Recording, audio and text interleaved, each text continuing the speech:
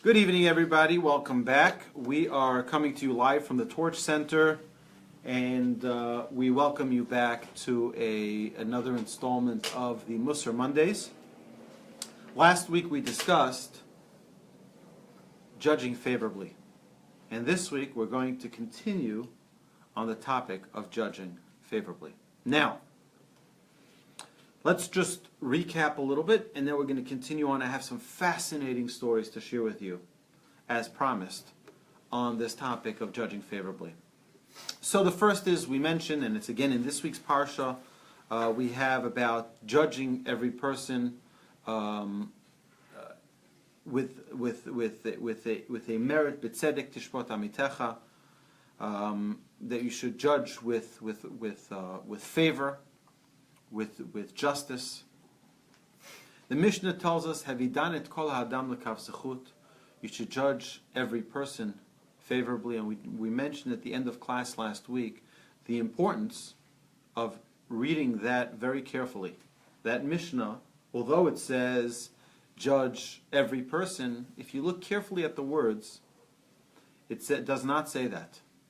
It says Havidan et kol ha'adam. Judge the entire person.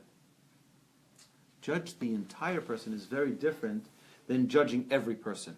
And the reason is because when you know the entire person, then you don't judge a specific instance just based on that instance. You judge the entire person. Oh, okay. So when you know the person is a righteous person, so it's easy for you to judge him favorably. If you know the person is a mediocre person or an okay, middle of the road person, again, you can lean it towards good. But if you know the person is an outright evil person, then you right away know, even if they did something righteous, it's likely that even the righteous deed was done with a negative intention. Okay? So that's what our sages tell us. Now, of course, the question is, why in the world doesn't the Mishnah say, don't judge? It should just say, don't judge. Yes. Instead, the Mishnah is giving us advice in how to judge. Judge them favorably. When you judge them favorably. So I want to share with you, in the introduction to an incredible book by Rabbi Teller, the book is called Courtrooms of the Mind. He writes the following.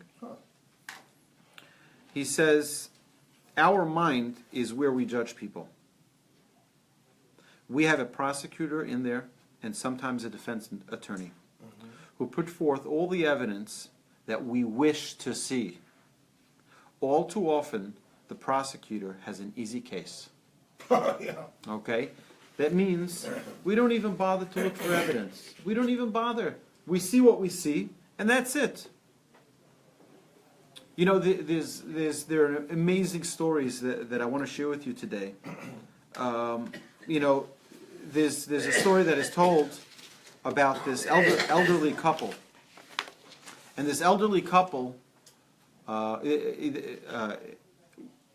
welcomed in this young family that moved into their city. A young family, a religious family, and this elderly couple was also a religious Shomer Shabbos family. So one Shabbos afternoon, the elderly couple, the husband was a doctor, and they had many children in the day school, children who were married and were Shomer Shabbos as well. And so they went to visit this young couple, this young family. And after they left, they walked them out, and then they looked out the window to see them, leaving, and they hail a cab, get into the cab, and it's on Shabbos, and they leave. They're like, these guys are not authentic. They're saying that they're presenting themselves as to be, Shabbat observant, and here they are going, and they said, you know what, we don't want fakers, and we don't mind if people are straightforward and honest with us, but hey, these people are just not being honest with us, and we just really don't want to have much to do with them. A few months later, they hear that the man had passed away. So they said, we don't really have much to do with them anymore. We just want to keep our distance. But there's a big mitzvah to go, visit and comfort the mourners. So they said, we're going to go. It's towards the end of the shiva. They go and they talk to the wife and they say, we're sorry for for your loss, but a little bit feeling like we don't really have so much to do with them anyways. So she says, was this an illness that your husband had for a long time? She said, well, he had heart failure, and when did it start? So she says, actually, the first time he felt sickly was when he was by your house. And being a physician himself, he knew that the symptoms were not good. And because we know, of course, that there's only one thing that allows us to desecrate the Shabbos, and that is life itself. If someone's life is at risk, then, he just did what he had to do to get to the hospital immediately. But that was the beginning of course, people don't know that you have to be so careful in judging other people. You have to be so incredibly careful. Yeah. There's an amazing story that's told about the Ketav Sofer. The Ketav Sofer was an amazing sage and a scholar in his generation, and a lot of his writings are still being learned today. Commentaries on the Torah, and commentaries on other parts of our great words of the Torah, and an amazing story happened with the Ketav Sofer. So he came. There was this big conference of rabbis, and this rabbi, the Ketav Sofer, gets up while everyone's in the middle of eating their food. He gets up and he says, "I have something very special to share with everyone here." And he pulls out of his pocket a half shekel, an original half shekel, which was several thousand years old from the time of the temple. He says, "The only half shekel that is in circulation, I have this half shekel." And everyone's like, "Wow, that's amazing. It's like the original from the temple, right? This is an original half shekel." So, of course, it went around hand to hand to hand to hand. And then the Ketav Sofer, of course, never got it back. So he says, "I didn't get my half shekel back.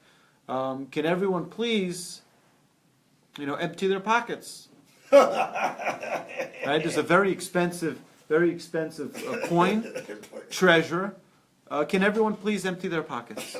So there was an old man sitting in the back of the room, and he says, No, we shouldn't empty our pockets. Of course, what happens? All eyes on that person.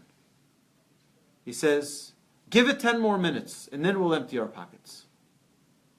Okay, Ketav Sofer hears what he has to say. 10 more minutes, we'll grant him 10 more minutes. And 10 more minutes pass, and he says, No emptying out our pockets. In 10 more minutes, if it's still not found, then I'll empty out my pockets first. And just a few minutes pass, and they come running from the kitchen that they found a gold half shekel, this old, dated thousands of years old coin that got wrapped up in one of the tablecloths or dishes as they were clearing off the tables, and they had found it, and they brought it. So everyone looks at the old man and they say to him, "What did you know? What did you know? And why did you resist pulling everything out of your pocket?" So he looks at everyone. He says, as he reaches into his pocket, he pulls out the exact same half shekel. He said, "I came here tonight. I was going to show this to everyone. And then when the great rabbi was going to show his, I said, I'm not going to steal his thunder. But then when it got lost, I knew that if I pull this out of my pocket, then what would have everyone judged me? That I'm a thief, that I'm right, and that I'm right. And instead, really, he was just keeping himself quiet because he didn't want to hurt the rabbi, to steal the rabbi's thunder, right? Just you understand that it's so important for us before we cast judgment. Right? This could have destroyed this person's life. He would never be able to marry off his children. Right? Who would want to have any association? This guy stole the great Ketav Sofer's half shekel. Right? Imagine that. The frightening scenario. Well, It's been difficult to believe the guy. Of course it would be difficult, and it's always difficult, because again, when we see things with our eyes, if we were sitting at that table, what likelihood would there be for us to say, you know what, we still have to judge him favorably? Everyone empties out their pockets, and here this guy has it, the exact same coin in his pocket, the exact same ancient half shekel as the K'tav The only Sofer. one in circulation. The only one. So we have to be so careful before we cast judgment. It's a terrible, terrible thing. Yes? Does that have anything to do with two witnesses? No. It seems like there would be a relationship there. Why? Because one judges unfavorably, he may not have seen it. Oh, okay. So I actually have something I want to say about that, about witnesses. We'll get to it. We'll get to it shortly. Okay. So, a man calls up his friend and asks him. He says, "You know, I'm making a bar mitzvah for my son. Do you have any recommendations? I need a photographer." He says, "Photographer? I have a phenomenal photographer. Call my friend. Let's call him Yankel. Call my friend Yankel, fantastic photographer." Okay. He says, "One second, your friend, that guy Yankel? Oh no, I don't want to have anything to do with him." He says, "Why? What's the matter?" He says, "I heard that he's the most irresponsible photographer ever. I heard that he showed up to an event halfway through the affair. Halfway through the affair. And I heard it from first hand. I heard it from the musician who was playing at that bar mitzvah, at that affair. The musician said, the photographer, this Yankel, showed up halfway through the affair. I don't want to have anything to do with him." He says, "Yeah, but maybe it was..." He says, "I don't care, no maybes, no ifs, ands, or buts. For my son's bar mitzvah, I'm not taking chances. I don't want to have anything to do with someone who's so irresponsible." Okay. He says, "Listen, it's pretty forceful." The next day, he happens to bump into Yankel. He says, "Yankel, listen, you know, someone called me yesterday to ask me for a recommendation for a photographer, and I recommended you." And he said, "Absolutely not, because at so-and-so's, affair, you showed up, half the affair late. You showed up so late. How is it possible that, He says, "Let me tell you the truth. It wasn't my event. I wasn't supposed to be the photographer there. The photographer they hired never showed up. So they called me last minute. I dropped everything I could possibly drop to get there as quickly as I could as their backup." Right? You see? You're right. He did come late. But we don't always have the full story. We don't have the full story. And we're making assumptions based on, a half a story. It is so critical for us to stop before we make that judgment. Yeah. Before we assume that we have the whole story. Yeah. Because again, is it true that he came late? It is true he came late. Is it true the photographer saw him coming late? It is true. So here we have eyewitness, and he admits he came late, but you didn't hear the rest of the story. Yes? Are you suggesting that we, like the title of this book, we look at this like a courtroom? Yes. That we delve into the matter? Exactly, because you have to see like this. If you don't know all of the components to the story, how can we judge? Right? It's like if you're a judge on a case, and they only tell you the scenario, but they don't bring you all the evidence. They don't tell you, the defendant doesn't even get a chance to stand in front of the jury and say his case. Yeah. And you're just given a judgment. Of course, you'd say that was ridiculous. That's why hearsay is not admissible in court. Hearsay is not admissible. Exactly. You have to come and stand on the defendant's stand, and they have to have witnesses. The witnesses are questioned. Did you see it like this? Did you see it like that? There's a very interesting thing. I want to bring you a quote from Rabbi Soloveitchik. He says an interesting thing. Yay.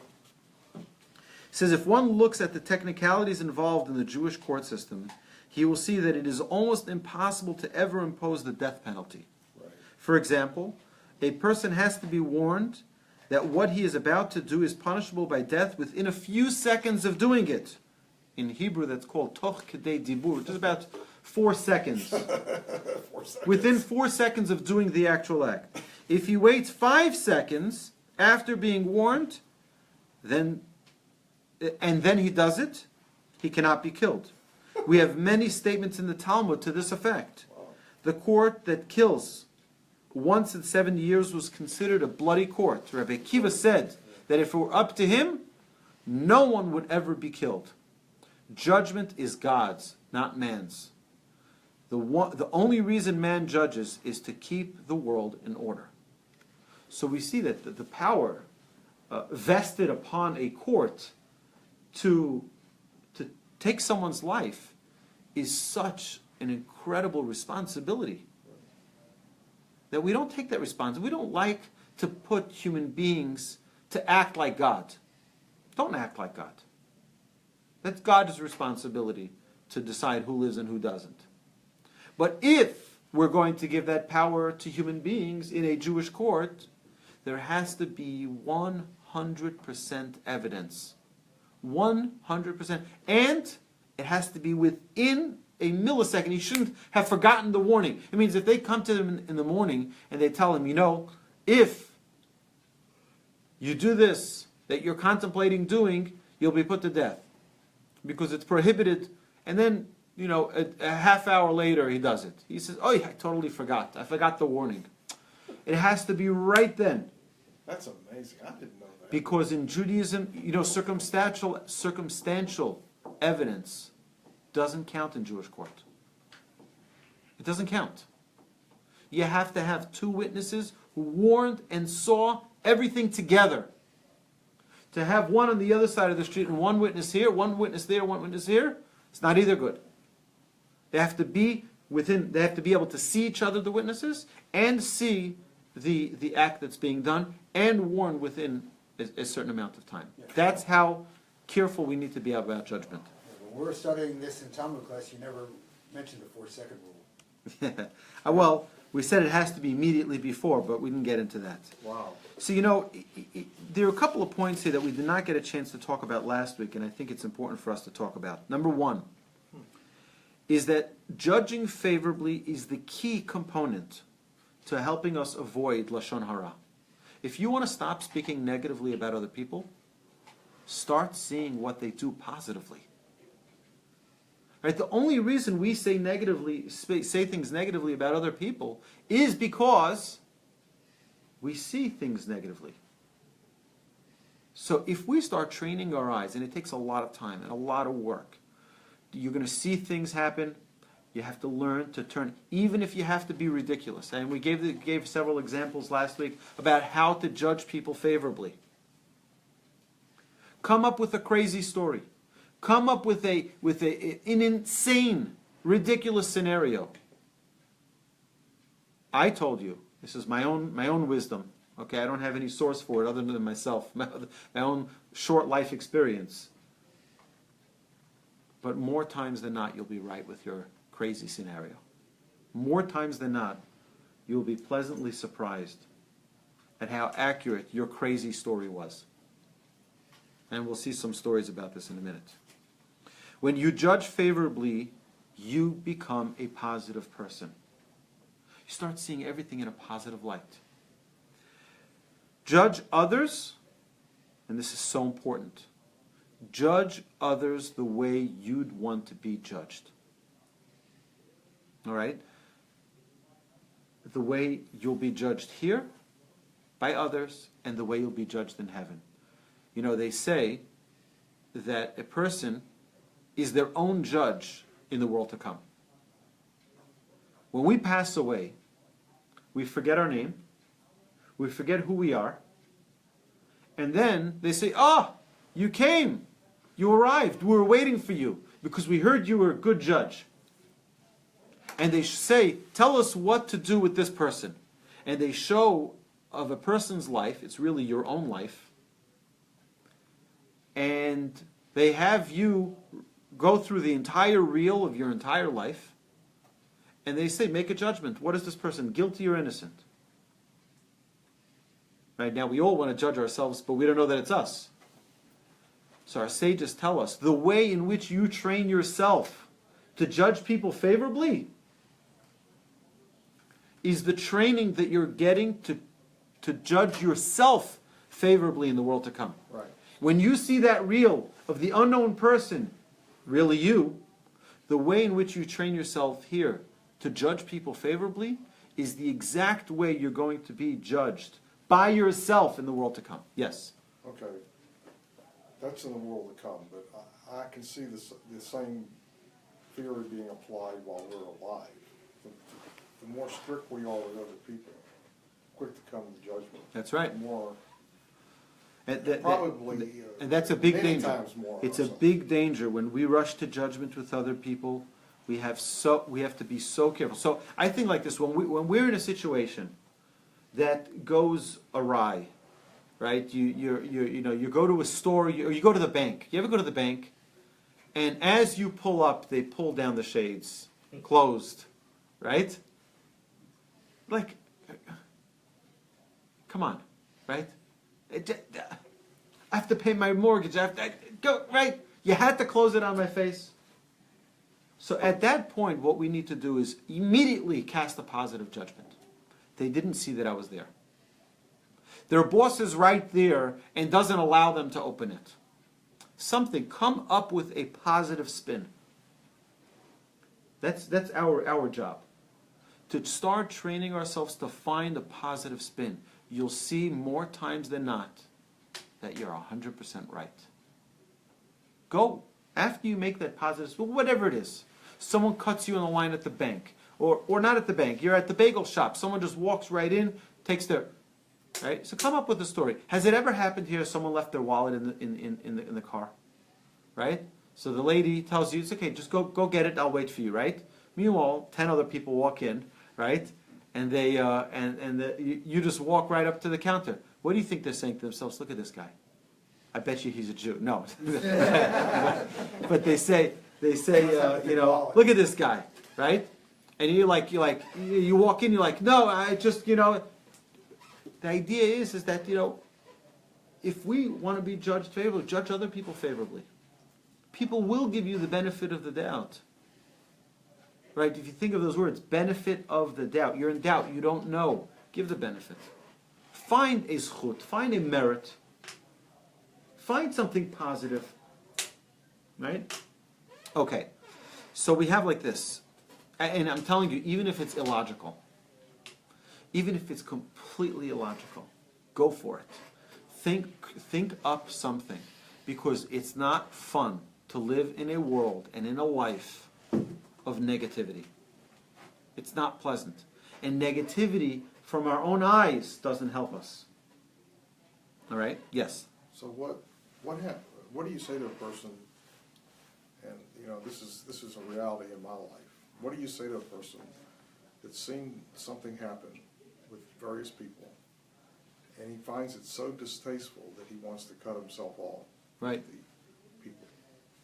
And now, in my mind, it's not that it's distasteful, but it's not distasteful enough to cut yourself off. So,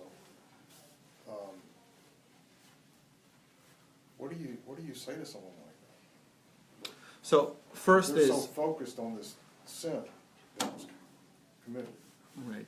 Look, we have to see like this. At the end of the day, we don't know the full picture. I'm going to share with you some more stories. It'll make you won't believe it. And seemingly, every detail of the story leads to this person being wrong. But you know what? That leads me to the next point. The Mishnah tells us, be deliberate in judgment. Be deliberate. You know what it means to be deliberate? Think it through. Right? Before any judge gives judgment, they have to deliberate. They have to think it through. Make sure that they're not just, casting judgment. Each and every individual is a judge. We are all judges. Before we condemn, before we judge negatively, we have to really deliberate. maybe there's a way to see something positively. You know, there's, I'll tell you 2-3 stories from Reb Levi Yitzchak from Berditchev. So it was one Tisha B'Av that he came across an obviously non-observant Jew who was sitting there and eating. And we know Tisha B'Av is a day we're not supposed to eat. It's a day that we fast and mourn for the destruction of the temples, both the first and second temple. It's a day we sit on the floor and we cry and we mourn not only those, but all of the tragedies that befell the Jewish people. So the Rebbe passes him and says, "My child, you must certainly have forgotten that today is Tisha B'Av, a fast day." So he says, "No, Rebbe, I didn't forget." He says, "I know that it's Tisha B'Av," and he continues eating. So the Rebbe says, "Then you certainly have not been feeling well, and you're under doctor's orders to not fast today." So the man says, "No, Rebbe, I'm perfectly healthy, and I have nothing to do with doctors." So the Berditchever raises up his hands to heaven and says, "Look, Almighty, how truthful and honest your children are. I have offered the man opportunities to explain away his behaviors, but he insists on telling the truth, even to his own hurt." Right? He knows how much you value truth, and he will not divert from it. Who else would be so loyal to your principles?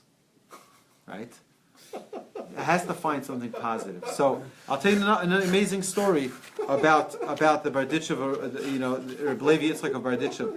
So there was a miser, Reb Yankel, a miser in the town of Berditchev, and nobody wanted to go to. He passed away, and nobody wanted to go to his funeral. Nobody wanted to go to his funeral. So everyone is staying in their homes, and the funeral is passing by, and they look outside, and they see that Reb Levi Yitzchak of Berditchev, the Berditchever, he himself is escorting this deceased, the miser. He said, if the holy rabbi, the holy Rebbe is escorting this miser, then we should go. So they go, they walk with the Rebbe, and then after the funeral, they ask the Berditchever, they say, "Tell us, how could you walk this lowly miser?" So he says, you know, as being the rabbi of our community, I'm privy to certain court cases. He says, this miser that you call a miser appeared in front of me 3 times for cases. And let me tell you the 3 cases. He says, the first case was a man who needed to marry off his daughter, and to make a wedding is very, very costly. To find a good groom was even more costly. Of course. So what they would do is they would save up a large sum of money as a dowry, and they'd go to different towns and try to find a suitable man for their daughter. And they would give that tremendous sum of money, that dowry, to the man to marry as an exchange, so to speak, to marry their daughter. So this man comes to this town of Berditchev looking for a righteous son-in-law, and he's walking through the streets, and he loses his wallet. It had 10,000 gold rubles. It's an enormous amount of money. He saved up, it's his life savings. He's going crazy. He starts crying and he starts asking people, anybody, did you find my wallet? Did you find my wallet? Did you find my wallet? Nobody can find his wallet. And he's looking all over, asking, yelling, screaming, did anyone find my wallet? In the middle of the marketplace. Everyone's looking around, nobody finds the wallet. A few minutes later, this Yankel, a miser, walks over to him and says, how much money was in that wallet? He says, 10,000 rubles. He says, 10,000 rubles? I found it. Wait right here. I'll be back in a half hour. I have your wallet. Comes back a half hour later and gives him 10,000 rubles. He saw how distressed he was. He gave him his 10,000 rubles. This This man's like, wow, I can't thank you enough. I can't thank you enough. Thank you so much for finding my lost treasure. And he starts looking at he's like, 1 second, this isn't my money. He says, what do you mean it's not mine? He said, I had 10,000, but I had them in hundreds. These are 50s and 20s. This is not mine. Take it back. He says, what do you mean it's not yours? Of course it's yours. 10,000 rubles is 10,000 rubles. Take it. He says, but it's not mine. I had mine were only in a specific currency, in a specific denomination. No, this is not mine. He says, it is yours. So he says, we're going to court. So they go to Rabbi Yitzchak of Berditchev. And they're standing there in court, and the man says his case. He says, I lost my 10,000 rubles. And the man says, yes, and I found it, and here's your 10,000 rubles. He says, yeah, but it's not in the right denominations. You're giving it to me in 10s and 20s and 50s, and I had only in hundreds. He says, but 10,000 rubles is 10,000 rubles, this is yours. And he says, the court ruled against Yankel Miser. They ruled against him. Okay? The next was about... You said they ruled against him, meaning the guy didn't get the money? He didn't want to accept it. Imagine that case. He didn't want to accept the money. Okay, so the guy didn't get the money. The guy didn't get it. He tried to give it. He tried to, to force him. Yeah.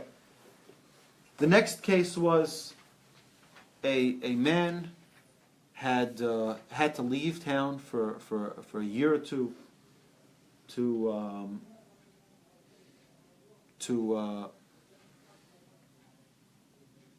a man had to leave town to go on a business trip. You know, in those days, he used to go on a business trip. It would take a long time. And how is he going to support his wife while he's gone? So he tells his wife, you go to Yankel Miser. Go to Yankel Miser, and he'll take care of you. Yankel Miser? He's not going to give me money. She says, just go to him. I made an arrangement with him. Go with him every week, and he'll give you the money. So at the end of the first week, she had no more money, of course. So she goes to the miser. She knocks on the office door. Secretary says, "Who are you?" She says, "My husband went on travel. He had made an arrangement with the Yankel miser." So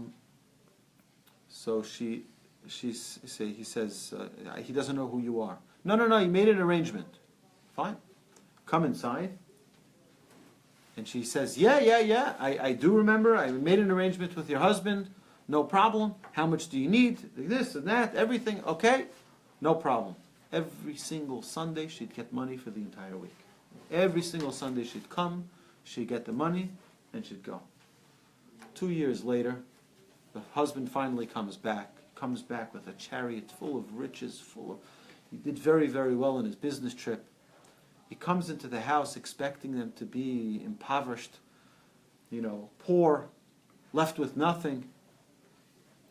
And he comes and he sees that his wife is in a good mood. She's well dressed. The kids are well fed. They're well dressed as well. The house looks good. He says, "What's been going on? How have you been living?" She says, "You remember you told me about Yankel Miser? He took care of us every week." He says, "Really? Oi, I got to go take care of Yankel Miser." He goes over to Yankel Miser and he says, "I need to pay you. How much do I owe you?" So he says, 50 rubles. He says, 50 rubles? That's impossible. How can 50 rubles? Yeah, I mean, you've been taking care of it. He says, the deal was 50 rubles, that's 50 rubles. But you gave them more. The deal was absolutely, and I didn't want to take a penny more. He took him to court. And, of course, the court ruled against him again. Right? He won, again, he was trying to be overly righteous, and they ruled against him. And the last case was that a man came to borrow money from Rabbi Yankel Miser, the miser. And they said to him, he says, "Listen, if you're taking out a loan, you need to have a guarantor." He said, "Guarantor? No problem. I have a guarantor." "Who's your guarantor?" He says, "God." Yankel Miser says, "Fine. I'm okay with that. I'm okay with that. So he gives him the loan, and the guy comes back. A few months or years later, he comes back to pay back his loan. So he says, "No, I'm not taking your money." He says, "What do you mean you're not taking back my money?"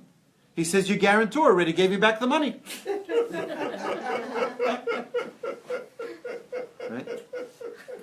So he took him to court. And of course, they ruled against him. Right? So he says, such a person, who these are the three cases that came. Yeah. Such a person is a holy person. Yeah. Such a person is one that, you could perceive them as being a negative. You can have negative opinions about such a person, but once you hear what's really going on, that's impossible. Right? Those are the three stories that came up. That's so incredible, Rabbi. I want to tell you an amazing story that is published in one of the books we have here in our bookcase at the Levitt Family Library. Here and at the Torch Center. An amazing story. Absolutely incredible story. So there's a man, this is not an old story, it's probably 20, 30 years old, this story. A man who was known in the community, he was a community person, a rabbi, and not a rabbi of a synagogue, a rabbi. He was trying to do, he's probably a teacher in a school. And we said earlier, to make a wedding is very, very expensive. And they knew that to marry off his daughter is going to cost some money, and they made a whole campaign in the community. Everyone should help to help him marry off his daughter. Okay, everyone's very happy they were able to contribute to help marry off this rabbi's daughter. They come to the wedding, and this wedding hall doesn't have one hall. It has the small hall, the medium hall, and the enormous hall. And sure enough, the wedding is in the enormous hall. And the food is just the most incredible food ever. I mean, every delicacy you can imagine, and people are there disgusted. They can't believe it. We gave money, we raised money for this family to marry off their daughter, and this is the kind of wedding they make? Disgusting. Terrible use of, it's just charity money. This is the way they're abusing it. It's just like the most, over the top. They had the candy table and the Viennese table and the ice cream table and the sorbet table. You name it, they had it all. On top of the smorgasbord, on top of everything. And everybody leaves the wedding and they're like, this is the most disgusting thing ever. These are the people we raised money for that wedding. And this is the way they decide to spend the money? They're tricking the entire community. The community decided they were going to give him a silent treatment. And everyone started to ignore this guy, this rabbi. So the rabbi of the synagogue, he finally walks over to him and he says, I know people are not talking to us. What's going on? The rabbi says, I'll tell you the honest truth. I'm also a little questioned. I mean, here we are, we raise all this money for you to marry off your daughter. And then this is the type of wedding you throw? This is the type of spending that you do with charity of community money, community funds. So he says, Rabbi, let me tell you a story. He says, we sat down with the caterer and we told him we want the small hall, the simplest wedding. We can't afford anything more. He says, okay, I understand. And he starts taking down our information, the caterer. And he says, we give him our name. He says, 1 second. Are you related to so-and-so? He says, yes, that's my grandfather. He says, I don't believe it. That's your grandfather? He lived in this town in Europe? He says, yes, that's my grandfather. He says, I don't believe it. He saved my father's life during the Holocaust. And if he wouldn't have saved my father's life, I wouldn't be here today. He says, your entire wedding is on me. It's not going to cost you a dime. It's all my expense. It's my way of saying thank you for having my grandfather, your grandfather, save my father's life, and me being here today. It's the least I can do. You can go. The wedding is on me. Right?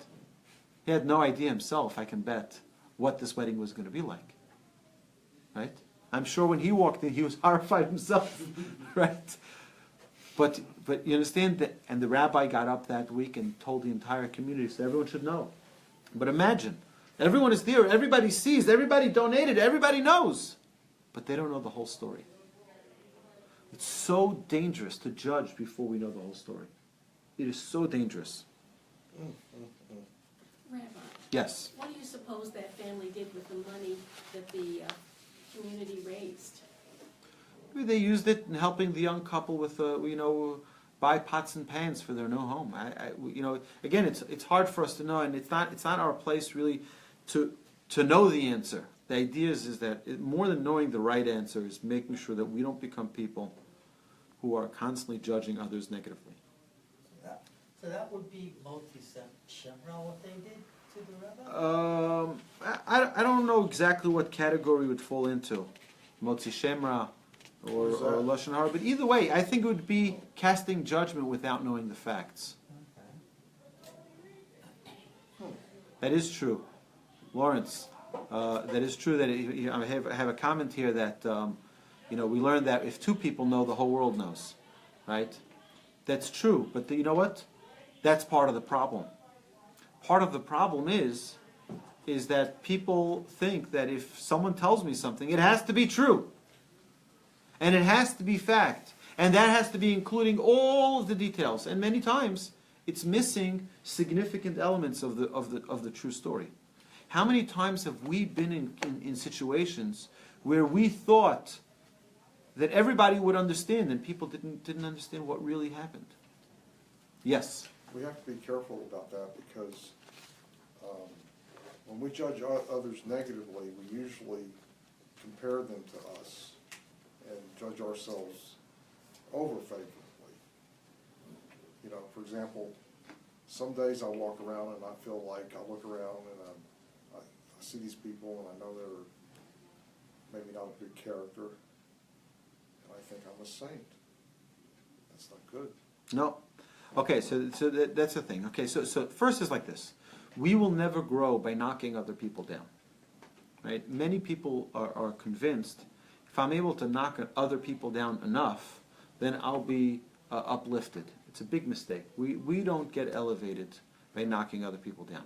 Yeah. That's a very important rule. Yeah. Second is sometimes we think that by judging other people negatively, what it's going to do for us is at least see, I do the right thing, but they do the wrong thing. Yes. It's a mistake because what we're doing is we're getting ourselves into that routine of seeing things and immediately interpreting them as negative.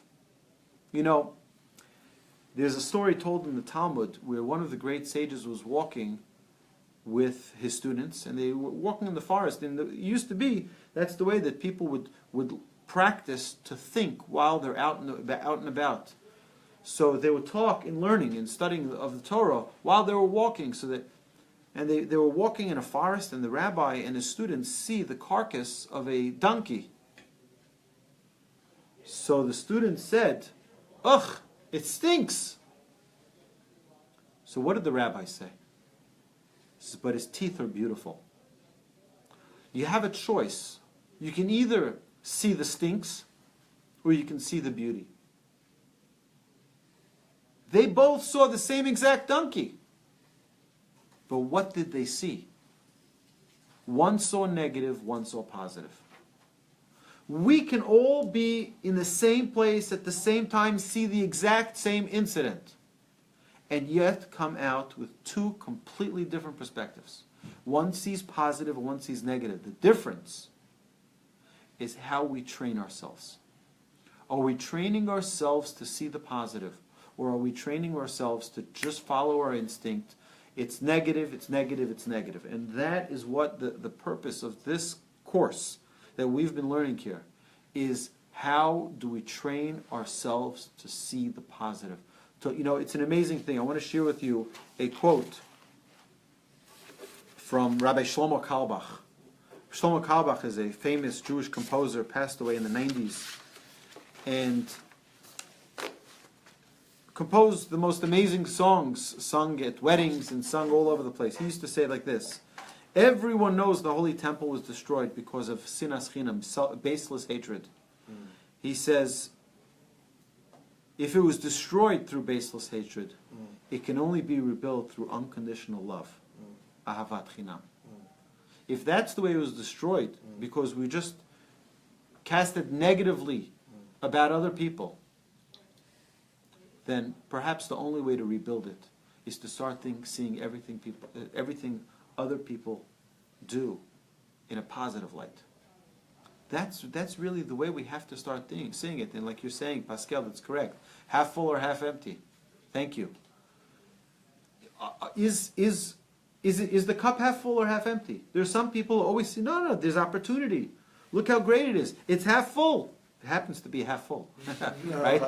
But there's some people who say no, but it's half empty, right? Because it used to be full, now it's not. We have to learn to be positive people. That's what we're trying. The goal of this exercise is to become people who start seeing the world in a positive light. By the way, this will help us by seeing things that happen to us by the Almighty. There are things that happen to us that are completely out of our power. They're completely out of our judgment. There are things that are completely not in our control. Right.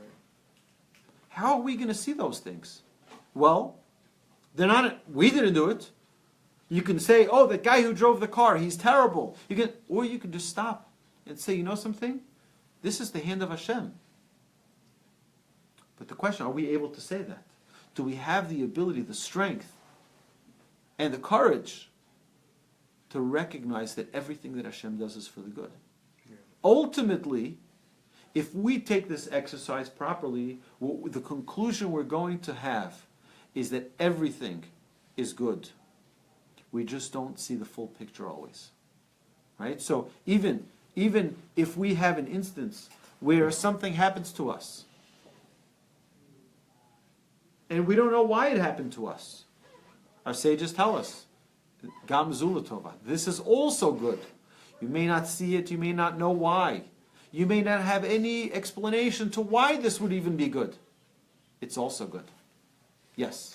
Okay, so that would mean that if you try to rectify whatever happened and it doesn't work out, that, you can also see that as ultimately positive. Right. That's what you're saying. Right. So it's almost like there's no way you can lose. That's true. You try to right the wrong or whatever. I'll tell you like this. I say, you see a story, immediately try, even if it's a ridiculous excuse, make that the excuse. Say, you know why they did it? They were rushing to a doctor. They were going to help someone. There are so many things that a person can excuse. It's funny because I have a personal thing that happens to me every single week, right? So I go Saturday morning. I go to the early minyan in my neighborhood. There's a 7:15 minyan on Shabbos. Why do I go to the 7:15? Because I have a 10 o'clock class at Congregation Beth Rambam, a prayer class.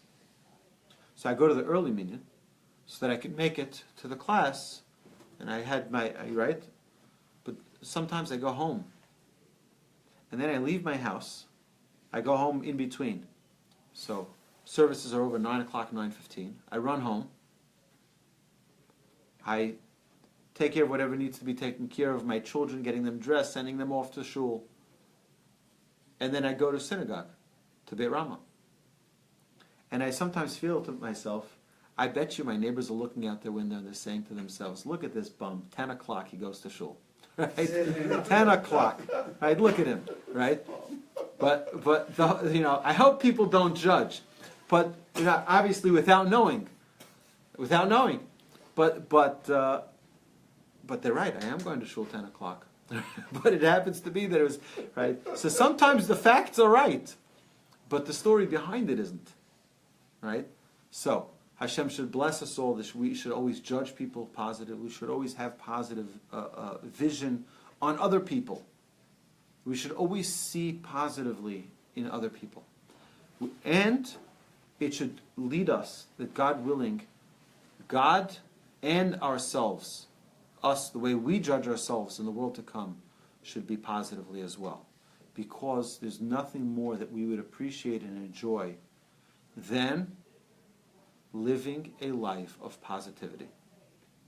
Living a life that is positive is the greatest gift we can have. All right, so with that, we're going to sign off, my friends. Thank you so much. Thank you for joining us. Please like and share these videos. If you have any questions, you're welcome to post them here, or you can leave the comments after online, or you can email me. Thank you so much. You can see all of our programs listed on our website, and we're signing off here from Facebook. Have a wonderful evening.